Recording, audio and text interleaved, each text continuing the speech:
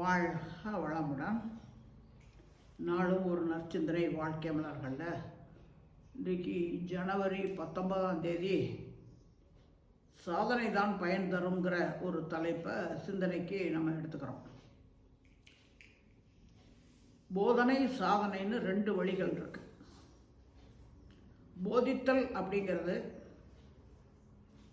தாங்கள் எதையெல்லாம் அறிந்து கொண்டார்களோ, தெரிந்து கொண்டார்களோ, கற்றுக்கொண்டார்களோ அதை மற்றவர்களுக்கு சொல்கிறது தான் போதனைங்கிறது. இப்போ உதாரணத்துக்கு பார்த்தோம் அப்படின்னம்னா, சுவர் இருந்தால்தான் சித்திரம் வரைய முடியும் அப்படின்னு சொல்லுவாங்க. அது அப்படியே கேட்டவங்களும் மேடையில் நின்றுக்கிட்டு எதிரில் இருக்கிறவங்களுக்கும் சொல்லிட வேண்டியது. அவங்க கேட்டால் அவங்க ஒரு நாள் மேடை ஏறும்போது இதையே திருப்பி சொல்ல வேண்டியது. இதுதான் போதனைங்கிறது. ஆனால் அந்த போதனைகளாக சாதனைக்கு வரணுங்கிறார் நம்முடைய குருமகான். இப்போ சுவர்னா என்ன, சித்திரம்னா என்ன, எப்படி வரையணும் அப்படிங்கிறத சொல்லித்தர்றது தான், செயல்படுத்துவது தான் சாதனைங்கிறது. வார்த்தைகளை சொல்லிக்கிட்டே போய் என்ன செய்யறது? அப்துல் கலாம் சொன்னார், இளைஞர்களே கனவு காணுங்கள். நான் கனவு கண்டுக்கிட்டே இருந்தேன், சரி செயல்படுத்தணும் இல்லையா? இந்த செயல்படுத்துவது தான் சாதனைங்கிறது. சாதிக்க பிறந்தவர்கள் 6வது அறிவு பெற்ற மனிதர்கள் இதுவரைக்கும் அந்த போதனைகளை மனம் போன போக்கினிலே போக வேண்டாம், பாட்டு பாடின மாதிரி சொல்லிக்கிட்டே போயிட்டே இருக்கிறத விட, அது மனம்னா என்ன, அது போன போக்கில் போகாமல் இப்போ எப்படி போகணும் அப்படிங்கிறத தெரிந்து கொண்டே அந்த மனதை அறிவுடைய கட்டுக்குள்ளர கொண்டு வருவதற்கான செயல்முறைகள் தான் சாதனைன்னு சொல்லக்கூடியது.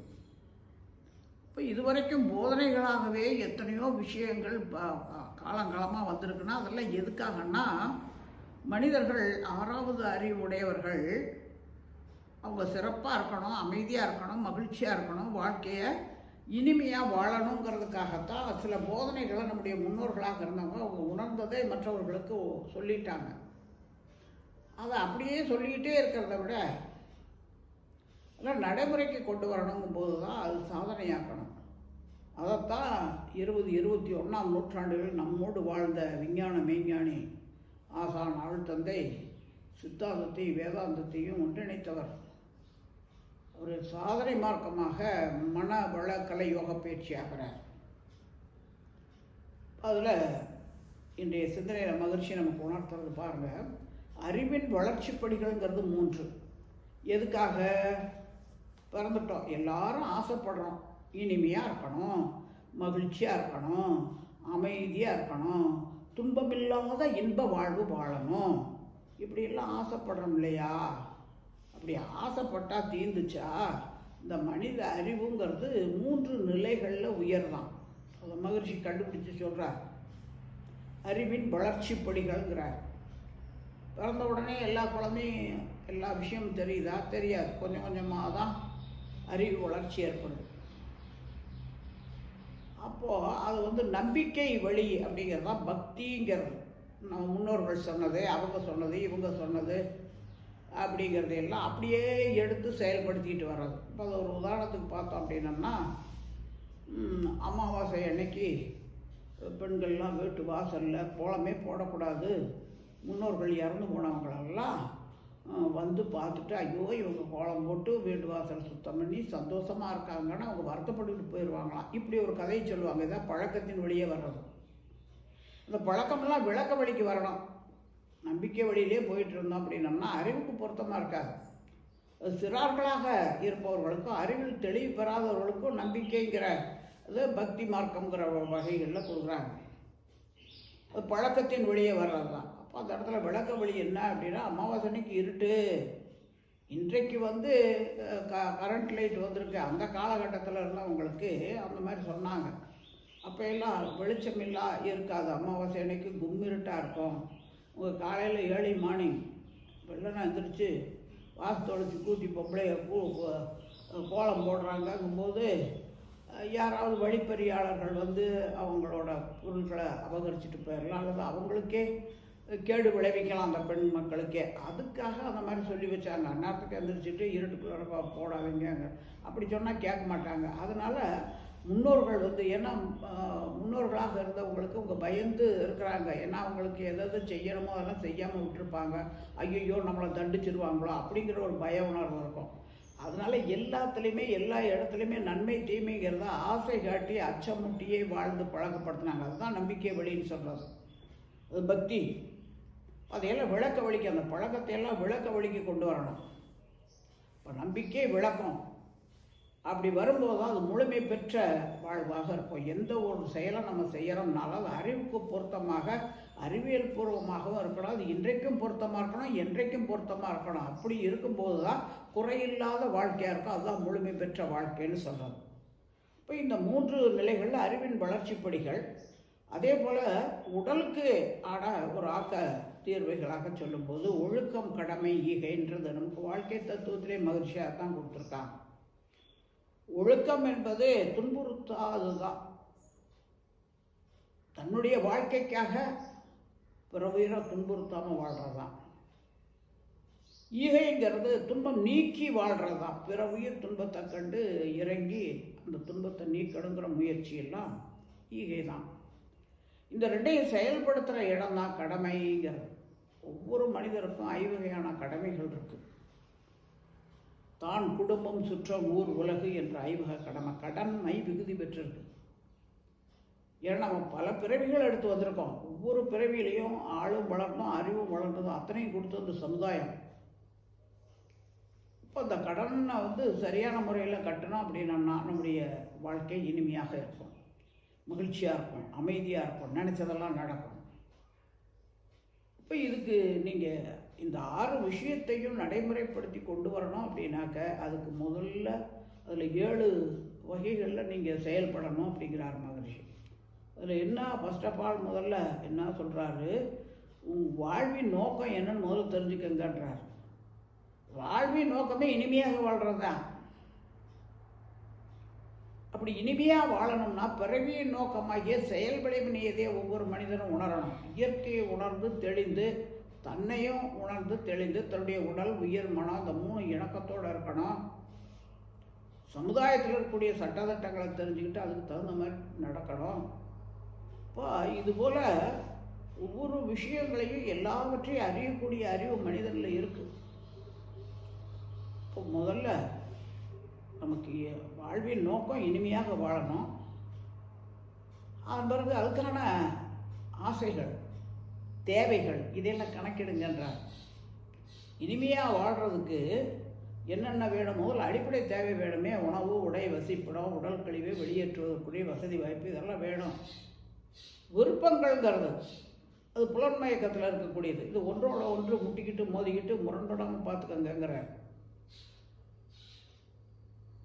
அதன் பிறகு பார்த்தோம் அப்படின்னம்னாக்க இது எல்லாம் நம்ம இனிமையாக வாழணும்னா நமக்கு அடிப்படை தேவைகளும் வேணும். ஒழுக்கம் சார்ந்து நம்ம கடமைகளை சரியான முறையில் ஏற்றணும். அப்படிங்கும்போது நம்முடைய திறமைகள் என்ன, நம்ம இப்போ எந்த அளவுக்கு நம்முடைய அறிவு ஆற்றலெல்லாம் உயர்த்தி வச்சுருக்கோம், நம்முடைய வயது என்ன, இதையெல்லாம் ஒரு கணிப்பு போட்டுக்கிட்டு அதன் பிறகு நம்ம செயல்படுத்துவதற்கு நம்மால் இது முடியுமா, அப்படியே செயல் செஞ்சோம்னாலும் இந்த இனிமையாக வாழ்வதற்கு இதெல்லாம் இப்படிலாம் செய்யணுங்கிற திட்டமிடுறோமே, அந்த திட்டமிடும்போதே விளைவையும் கணித்து கொண்டு திட்டமிடுங்கன்ற. விளைவை கணிக்காமையே செயல் செஞ்சுவிட்டு எண்ணி துணிக கர்மம் துணிந்த பின் எண்ணுவோம் என்பது இழுக்கும்பாரு வள்ளுவர். ஏன்னா நிறைய பேர் நிறைய விஷயங்களை நம்மளும் அப்படி தான் செஞ்சுருக்கோம். பல சந்தர்ப்பங்களில் என்ன ஒரு செயலை செஞ்சு முடிச்சுட்டு விளைவு வந்த பிறகு அடடடா அப்படி செஞ்சுருந்தா நல்லா இருக்குமே, இப்படி செஞ்சுருந்தா இன்னும் சிறப்பாக இருந்திருக்குமே, இப்படி துன்பம் இல்லாமல் போயிருக்குமே, நம்ம அப்படி செய்யாமல் விட்டுட்டோமே என்று எத்தனை பேர் வருத்தப்படுறதை நம்ம பார்க்குறோம். நம்மளும் அந்த மாதிரி சில நேரங்களில் வரைஞ்சிருக்கலாம். அதனால் எதையுமே நம்ம செயல்படுவதற்கு முன்னதாக எண்ணணும், சிந்திக்கணும். இது ஏன் செய்யறோம், எதுக்காக செய்யணும், எப்படி செய்யணும், இப்போ செய்து முடித்த பிறகு விளைவு என்ன, அந்த விளைவை கணித்து கொண்டு செயல் செய்யக்கூடிய திறனை வளர்த்து கொள்ளுங்கள்ங்கிறார் மகரிஷி. சும்மா போதனைகளை அப்படியே சொல்லிகிட்டே போயறதுனால பிரச்சனையே இல்லை. ஆனால் நீங்கள் செயல்படுத்தணும்னு சாதனைக்கு கொண்டு வரும்போது இத்தனை சிக்கல்கள் வரும். அப்போ அதுலேருந்துலாம் உங்களை விடுவிச்சு இனிமையாக வாழணும் அப்படின்னாக்கா உடலை பற்றி, உயிரை பற்றி, மனதை பற்றி தெரிஞ்சுக்கணும். அறிவை உயர்த்தி கொள்வதற்கான முயற்சிகளில் ஈடுபடணும். இயற்கையை பற்றி அறிந்து கொள்ளணும். இப்போ ஒருத்தர் என்ன பண்ணுறாரு, ஒரு வியாபாரம் பண்ணணும்னு நினைக்கிறாரு. ஏன்னா குடும்பத்தை நடத்தணும். இப்போ கணவன் மனைவியாக இருந்தவங்க இப்போ பிள்ளை குட்டி ஆகி போயிடுச்சுன்ன உடனே ஒரு 2 பேராக இருந்தவங்க இப்போ 4 பேர் ஆகிட்டோன்ன உடனே இன்னும் அவங்களுக்கு வருமானம் வேண்டியதாக இருக்குது. ஏன்னா அடிப்படை தேவைகளை பூர்த்தி பண்ணணுமே. அதுக்காக அவர் வியாபாரம் பண்ணணும்னு நினைக்கிறாரு. ரைட், என்ன வியாபாரம் பண்ணலாம்? சரி, உப்பு வாங்கி விற்கலாம் அப்படின்ட்டு உப்பு மூட்டையை போய் வேலைக்கு வாங்கிட்டு வந்துட்டு அப்புறம் பிரித்து போட்டு கொண்டு போய் ஊருக்குள்ளே விற்கலான்னு போகும்போது மழை பெஞ்சு பூரா உப்பும் கரைஞ்சி தண்ணியில் போயிடுச்சான். என்ன பிரயோஜனம்? இப்போ இயற்கையில் இது மழை காலமா, இந்த நேரத்தில் இந்த உப்பை வாங்கி நம்ம விற்கலாமா? உப்பை போட்டுட்டு போனோம்னா இல்லை கரைஞ்சி போயிடும். இது தெரிய வேண்டாமா? அப்போ இயற்கையை அறியாமல் நம்ம எந்த இடத்துல ஒரு செயல் செய்யணும்னு துணிஞ்சோம்னாலும் என்னாகும்? விளைவு துன்பம் தான். இப்போ இயற்கையை அறிந்து நம்ம செய்யக்கூடிய செயல்களுக்கு முரண்பாடுகள் ஒத்திசைவாக எல்லாம் இயற்கை அமையும், முரண்பாடு இல்லாமல் இருக்கும் அப்படிங்கிறது தெரிஞ்சால் தான் நம்ம செயல் செய்யணும். அப்படி இல்லை அப்படின்னா விளைவு என்னாகும்? துன்பம் தான். 6வது அறிவு இருந்தும் கூட அது குறையறிவாக இருக்கிறனால தான். அதுக்கு தான் மகரிஷி என்ன சொல்கிறாரு, நீங்கள் ஒவ்வொரு நாளும் உங்கள் உடலில் ஆரோக்கியமாக வச்சுக்கிட்டீங்கன்னா தான் எந்த செயல்லையும் ஈடுபட முடியும். அதனால் உங்கள் உடல், உங்கள் உயிர், உங்கள் மனம், உங்கள் குடும்பம், உங்கள் தொழில், நீங்கள் இனிமையாக மகிழ்ச்சியாக உங்கள் குடும்பத்தாரோட சமுதாய கடமைகளை சரியாக செஞ்சு வாழணும்னாக்க முதல்ல அதையெல்லாம் நிர்வகிக்க பராமரிக்க பழகுங்க. அதன் பிறகு பயன்படுத்தும் போது எல்லாமே நமக்கு சரியான முறையில் அமையும். குற்ற உணர்வு வராது, நமக்கு மனசாட்சி பொறுத்தாது, மகிழ்ச்சியாக வாழ முடியும். அப்போ அதுக்கு என்ன செய்யலாம் அப்படிங்கிற திட்டத்தை தான் மன வளக்கலை யோக பயிற்சியில் முதல்ல உடம்பு. சுவர் இருந்தால் தான் சித்திரம் வரைய முடியும் நாங்களே. இப்போ சுவருங்கிறது என்ன, சித்திரம்னா என்ன? உடற்பயிற்சி தான். அந்த உடலில் ரத்த ஓட்டம், வெப்ப ஓட்டம், காற்றோட்டம், உயிரோட்டம் எல்லாம் சரியாக இருந்தால் தான் நம்ம எந்த ஒரு செயலில் ஈடுபட்டாலும் தடுமாற்றம் இல்லாமல், தடமாற்றம் இல்லாமல் விளைவை கடித்து கொண்டு செயல் செய்ய முடியும். இல்லை உடலில் கஷ்டம் இருக்குங்கும்போது என்ன தான் மன வலிமையோடு நம்ம செயல் செஞ்சோம்னாலும் உடல் ஒத்துழைப்பு இல்லைன்னா முடியாதே. அதனால் உடலை நம்ம ஆரோக்கியமாக வச்சுக்கணும்னா கட்டாய உடற்பயிற்சி செய்யணுங்கிறார் அவன் மகிழ்ச்சி. அடுத்து பார்த்திங்கன்னா உடல் ஆரோக்கியமாக இருக்குது, ரைட்டு. ஆனால் 35 வயசுக்கு மேலே நமக்கு உயிர் சக்தி குறைபாடு தான், வளர்ச்சி இல்லை, உற்பத்தி குறைவு. அப்போ நம்ம எவ்வளவு தான் செஞ்சோம்னாலும் நம்மளால் செயல்பட முடியல. சோர்வு வந்துடுது, மனச்சோர்வு, உடச்சோர்வு, மூளைச்சோர்வு எல்லாம் வருது. அப்போ அதனால் உயிரை வலுவாக்கிக்கணுங்கிறதுக்காக தான் காயகல்ப பேச்சுங்கிற ஒரு சாதனையை கொண்டு வந்தார் மகரிஷி. இது வரைக்கும் அது வார்த்தைகள்லேயே சொல்லியிருந்தாங்க. அந்த காயகல்பங்கிறது ஏதோ ஒரு லேகியம் சாப்பிட்றதுங்கிற மாதிரி. அப்படியெல்லாம் கிடையாது, ஒரு பயிற்சி. அதை நீங்கள் சாதனைக்கு கொண்டு வாங்க, செய்யுங்க. செஞ்சீங்கன்னா உயிரை வலுவாக்கிக்கலாம். எது நடந்தாலும் எதிர்கொள்ளக்கூடிய திறன் குறைவில்லாமல் இருக்கும்ட்டாங்க. அடுத்து உடலையும் உயிரையும் இணைக்கிற பாலமாக இருக்கிற மனம், அந்த மனதை வலிமைப்படுத்திக்கங்க. எதை நினைக்கிறீங்களோ அதையெல்லாம் சாதிக்க முடியும். அதுதான் மனம் இல்லாத மனிதர்களும் இல்லை, அந்த மனதை பற்றி முழுமையாக அறிந்து கொண்ட மனிதர்களும் இல்லைங்கிறார். மனிதனுடைய சிறப்பே மனம்தான். மனமதை உயர்த்தினால் மட்டிலா இன்பமா, மனமதை தாழ்த்திட மயக்கத்தால் துன்பமாங்கிறார். அப்போ அந்த வகையில் அந்த மனதை உயர்த்தி கொண்டே இருப்பது தான் தவம்ங்கிறார். தவம் மட்டும் செஞ்சால் பிரயோஜனம் இல்லை. ஏற்கனவே இருக்கக்கூடிய குப்பைகளெல்லாம் வெளியே கொண்டு எரியணும். மனதுக்குள்ளார அத்தனையும் பல பிறவிகளில் கொண்டு வந்த சஞ்சித பிராரப்த கர்ம வினைகளில் எண்ணங்கள் அதில் நல்லது கெட்டது எல்லாத்தையும் ஒன்றா போட்டு கலக்கி உள்ளே போட்டு வச்சு கிடக்குது. எப்பப்போ எது வெளியே வரணுமோ சந்தர்ப்ப சூழ்நிலைக்கு ஏற்ப வெளியே வருது. அதற்கேற்ப மனுஷன் செயல்படுறான். அப்புறம் விளைவு கஷ்டம். அப்போது இனிமையாக வாழ முடியலைங்கிறான். அப்போ அதனால் முதல்ல அந்த குப்பையெல்லாம் வெளியேற்றிட்டாக்கா நல்லதெல்லாம் நமக்குள்ளாக இருக்கும். இதை கூட சொல்லுவாங்க, அன்னப்பறவை அன்னம் பாலையும் தண்ணியையும் சேர்த்து வச்சோம்னாக்கா அன்னம்ங்கிறது பாலை மட்டும் பருகிட்டு தண்ணி அப்படி வச்சிரும் அப்படிம்பாங்க. அதான் அன்னப்பறவைன்னு தவறாக கருதிக்குவாங்க. தான் கடந்த 2 மாதத்துக்கு முன்னாடி பௌர்ணமி சிறப்பு தவ தத்துவ வழக்கு பயிற்சி வேதலோக நிலையத்தில் நடக்கும்போது ஒரு ஐயா அப்படி தான் சொன்னார், அன்னப்பறவை பாலையும் தண்ணியையும் பிரித்து குடிக்கும் அப்படின்னு. பறவையே கிடையாது. அன்னம்னா சோறு, சாப்பாடு. அந்த சாப்பாடில் தண்ணி கலந்த பாலை ஊற்றினோம்னாக்க அந்த சோறு பாலையெல்லாம் அப்சர்வ் பண்ணிக்கும், தண்ணியெல்லாம் சோத்தை விட்டு வெளியே வந்துடும். இதுதான் இயற்கை நியதி, இயல்புக்க நியதிங்கிறது. இதைத்தான் மகரிஷி சொல்கிறாங்க. அதை அறிந்து தெரிந்து நம்ம பயன்படுத்தணுங்கிறார். இப்போ அந்த வகையில் நம்ம இந்த மனதில் ஏகப்பட்ட விஷயங்களை போட்டு வச்சுருக்கிறதுல எது நல்லது எது கெட்டது அப்படிங்கிறது நமக்கு தெரியல. அதனால தான் தனக்கோ பிறருக்கோ தற்காலத்தில் பிற்காலத்தில் உடலுக்கோ உயிர் உணர்ச்சிக்கோ துன்பம் தரத்தக்க எண்ணம் சொல் செயல் யாவும் நம்மிலிருந்து விலக்கப்பட வேண்டியது. வடிகட்டப்பட வேண்டிய குப்பைகள், தூக்கி எறிய வேண்டிய குப்பைகள்.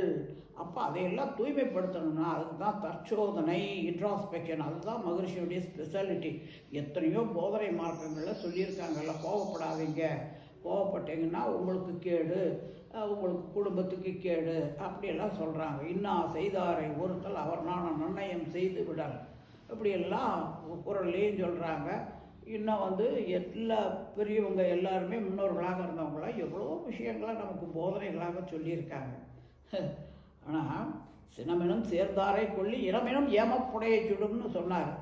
ஆனால் எப்படி நம்மளையும் கெடுக்குது, நம்ம உறவுகளையும் நட்பையும் கெடுக்குது அப்படிங்கிறத அதை தெரிஞ்சுக்கிட்டோம் அப்படின்னாக்க அதிலிருந்து விடுபடுறதுக்கு, கோபம் வராமல் இருக்கிறதுக்கு என்ன செய்யணும் அப்படிங்கிறது தெரியல. இதுதான் சாதனை கொண்டு வரார் மகரிஷி. நீங்கள் ஒவ்வொருத்தரையும் நீங்கள் லிஸ்ட்டு போடுங்க, யார் பேர்லையெல்லாம் அதிகமாக கோபப்படுறோமோ அவங்களையெல்லாம் நினச்சி வாழ்த்த ஆரம்பிங்க. அவங்க நமக்கு தெரிஞ்ச நன்மைகளை எல்லாம் திருப்பி ரெப்படிஷனாக மனசுக்குள்ளார சினிமா படம் ஓட்டின மாதிரி ஓட்டிகிட்டே இருந்தீங்கன்னாக்கா அவங்க பேரில் இருக்கக்கூடிய அந்த தப்பான அபிப்பிராயங்கள் மாறிடும். மாற்றி யோசிக்கிறோம், அதுதான் மாற்றி யோசிக்கணும்னு பார்க்க. இப்போ எந்த இடத்துலையும் அப்போ அந்த வகையில் இதுதான் சாதனைக்கு வர்றது. எதெல்லாம் எனக்கு வேண்டாமோ அதை என்னிலிருந்து வெளியேற்றணும்னா, வேண்டியது ஏதோ அதை உள்ளே போட்டோம்னா தானாகவே வெளியேறி போயிடும். அதை தான் இன்ட்ராஸ்பெக்ஷன்னு சொல்லக்கூடியது. அப்போ அந்த வகையில் ஒவ்வொன்றையும் நம்ம கணித்து செய்யறதுக்குரிய ஒரு பயிற்சியாக, ஒரு பழக்கமாக மனவளக்கலை பயிற்சிகள் மூலமாக மகிழ்ச்சி கொடுத்ததை செய்துக்கிட்டே வரும்போதே அது சித்திரமும் கைப்பழக்கம், செந்தமிழும் நாப்பழக்கம், வைத்தது ஒரு கல்வி மனப்பழக்கம்னு சொல்லுவாங்க. அந்த மாதிரி நம்ம பழகிக்கொள்கிறோம். அப்ரண்டிஸ் மாதிரி வேலை பழகிற மாதிரி முதல்ல இந்த இன்ட்ராஸ்பெக்ஷன்லாம். அப்புறம் பின்னாடி பார்க்க நமக்கு ஆட்டோமேட்டிக்காக நம்ம அறியாமையே எல்லாமே சரியான முறையில் செயல் செய்யத்தக்க ஒரு நிலை கிட்டிடும். அப்போ செயல் திருத்தம் வேணுங்கிறார் மகரிஷி. செயல் திருத்தத்துக்கு மூலமாக இருக்கிறத குணத்திருத்தம் தான். குணங்கிறது என்னென்னா மனதை திருத்தி கொள்வது தான். அப்போ அந்த வகையில் நமக்கு திருத்தம் இல்லாத பண்பாடு தனி மனிதனுக்கோ சமுதாயத்திற்கோ உதவாதுங்கிறத மகரிஷி ஆணித்தரமாக சொல்லி அந்த திருத்தம் வருத்தம் இல்லாமல் வரணுங்கிறதுக்காக தான் இத்தனை பயிற்சி முறைகளை நமக்கு கொடுத்துருக்காங்க. உடல், உயிர், மனம், இந்த 3 இணைப்பில் தான் நம்ம போதனைகளை எல்லாம் சாதனைக்கு கொண்டு வருவதற்கு வழிகாட்டலாக இருக்கும். அதுக்கான பயிற்சி திட்டமாக நிர்வகித்தல், பராமரித்தல், பயன்படுத்துதல்ங்கிறத மகரிஷி சொல்லி கொடுத்துட்டாங்க. நம்ம தொடர்ந்து செய்து அந்த பலன்களை நம்ம அனுபவிக்கும் போது நம்ம மற்றவர்களுக்கு ஒரு முன் மாதிரிகளாகவும் பிற்காலத்தில் திகழ முடியும் என்பதையும் கூறி இந்த சிந்தனையை நிறைவு செய்வோம். வாழ்க வளம்.